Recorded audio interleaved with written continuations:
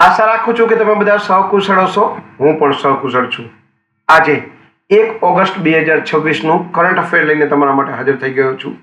તો ચાલો મોડું ન કરતા આજનો વિડીયો શરૂ કરીએ છીએ. એની પહેલા કહેવા માંગીશ કે ચેનલ પર નવા છો તો સબસ્ક્રાઇબ કરીને રાખજો. વિડીયો ગમે તો એક લાઇક કરી દેજો અને ભાઈબંધ દોસ્તાર ફેમિલી મેમ્બર સાથે આ વિડીયો શેર જરૂર કરજો.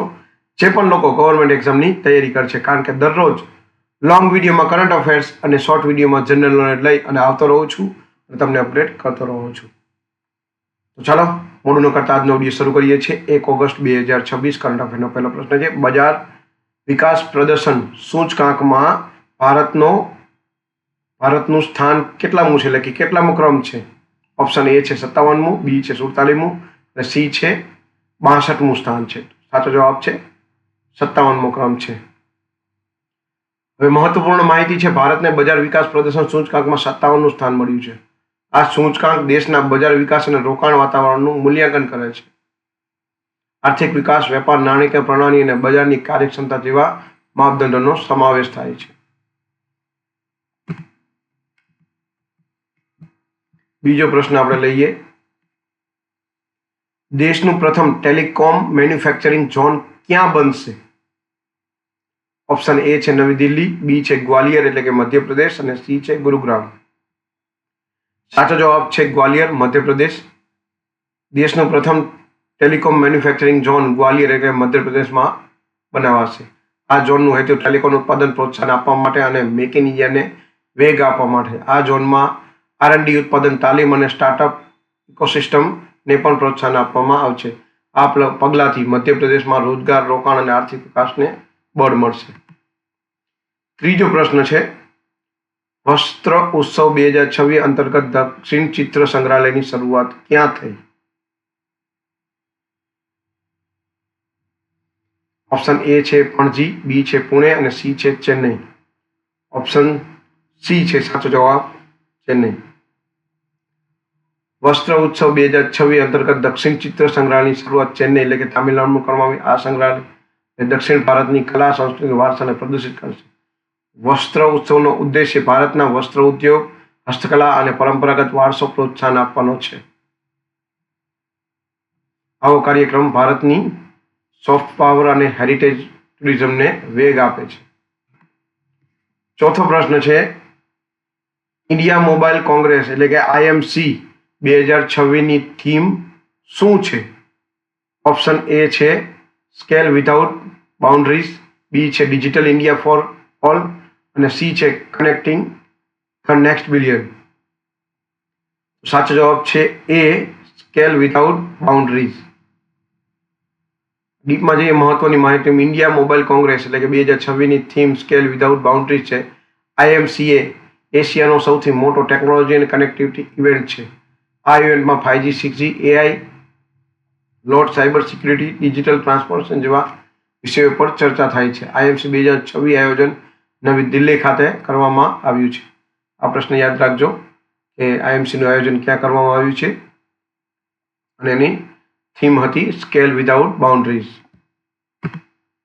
પાંચમો પ્રશ્ન છે, best port of the year પુરસ્કાર કોને મળ્યો? ઓપ્શન એ છે નહેરુ પોર્ટ, ઓપ્શન બી છે પારાદીપ પોર્ટ અને ઓપ્શન સી છે દીનદયાલ પોર્ટ. સાચો જવાબ છે સી, દીનદયાલ પોર્ટ.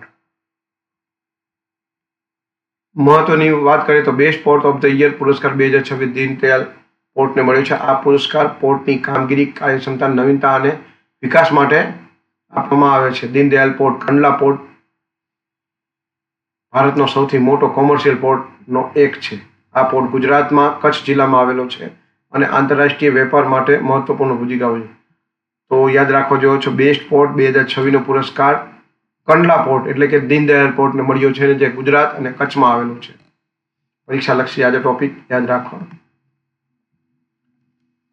છઠ્ઠો પ્રશ્ન છે, રાષ્ટ્રીય પર્વતારોહણ દિવસ ક્યારે ઉજવવામાં આવે છે? ઓપ્શન એ છે 1 મે, બી છે 15 ઓક્ટોબર અને સી છે 1 ઓગસ્ટ. સાચો જવાબ છે 1 ઓગસ્ટ. પર્વતારોહણ સાહસ, ધૈર્ય અને સંકલ્પનું પ્રતીક છે.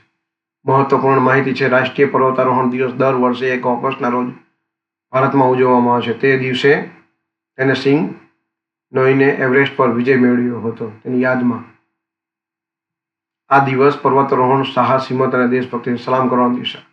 આ દિવસથી યુવાનોમાં સાહસિક વ્યવહાર અને પર્વતારોહણ પ્રત્યે જાગૃતિ ફેલાવવામાં આવે છે. 7મો પ્રશ્ન છે ISSF વિશ્વ કપ 2026 ભારતે કેટલા પદકો જીત્યા? સાચો જવાબ છે 4. ઓપ્શન એ છે 5, 4 અને 8. સાચો જવાબ છે 4. મહત્વપૂર્ણ માહિતી છે ISSF વિશ્વ કપ 2026 ભારતે કુલ 4 પદકો જીત્યા છે. આ સ્પર્ધામાં ભારતીય શૂટરોએ ઉત્તમ પ્રદર્શન કરી દેશનું નામ રોશન કર્યું છે. ભારત વિવિધ ઇવેન્ટમાં પદકો જીતીને ભારતને શૂટિંગ સત્તાને સાબિત કરી છે.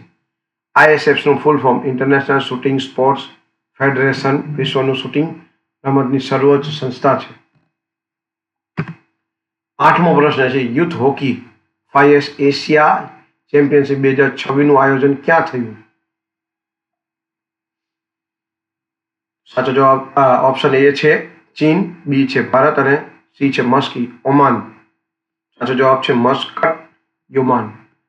મહત્વપૂર્ણ માહિતી youth hockey 5S Asia championship 2026નું આયોજન મસ્ક, ઓમાનમાં થયું છે. આ ચેમ્પિયનશિપમાં એશિયાના વિવિધ દેશોના યુવા ખેલાડીઓએ ભાગ લીધો છે.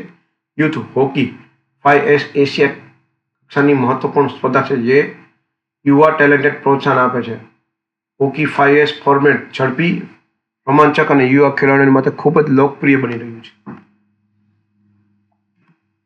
9મો પ્રશ્ન છે રાષ્ટ્રમંડળ શાંતિ, મધ્યસ્થતા અને કાનૂન શાસન સંમેલનનું આયોજન ક્યાં થયું?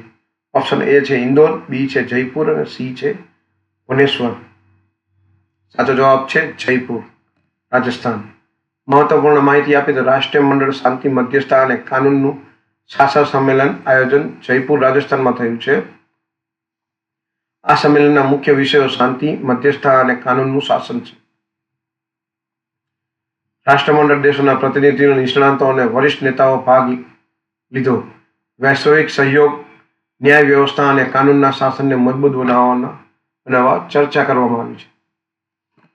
10મો અને છેલ્લો પ્રશ્ન છે કેન્દ્રીય મંત્રી રાજનાથસિંહ ભારતના પ્રથમ મિલિટરી મેડિસિન વિભાગનું ઉદ્ઘાટન કર્યું. ઓપ્શન એ છે ચંદીગઢ, બી છે અમદાવાદ અને સી છે ક્યાં કર્યું? ઓપ્શન સી છે લખનઉ. તો સાચો જવાબ છે